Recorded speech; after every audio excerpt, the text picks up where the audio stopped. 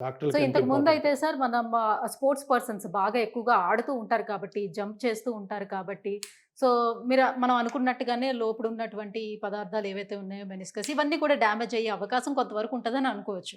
అలాగే ఒబేసిటీ వల్ల సో బరువు ఎక్కువ పడుతుంది కాబట్టి దానివల్ల కూడా వస్తుందని.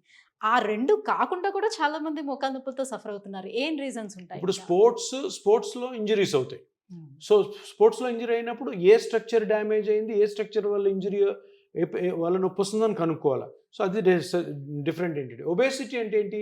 బరువు ఎక్కువ పడడం వల్ల ఆ 2 బోన్స్ మధ్యలో ఉన్న సాఫ్ట్ టిష్యూస్ తొందరగా అరిగిపోతాయి. అందరిలో అరగవు. కొంతమందిలో అరుగుతాయి. అది డిఫరెంట్ ఇష్యూ. ఈ 2 కాకుండా ఓ పేషెంట్ మోకాలు నొప్పితో వచ్చినప్పుడు, "బాబు నీకు దెబ్బ తగిలిందా?" "తగలలేదు." "నువ్వు స్పోర్ట్స్ ఆడవు. నువ్వు లావుగా లేవు." అన్న పేషెంట్స్‌లో జనరల్‌గా మోకాలు నొప్పి రావడానికి గల కారణం అరుగుదల. అరుగుదల వయస్సు రీత్యా.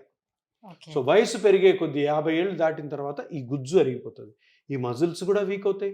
లిగమెంట్స్ కూడా వీక్ అవుతాయి. వాటి నుంచి నొప్పి రావచ్చనమాట. Okay. So, first sports injuries, next obesity, next traffic యాక్సిడెంట్స్‌లో ఇంజురీస్, తర్వాత అరుగుదల.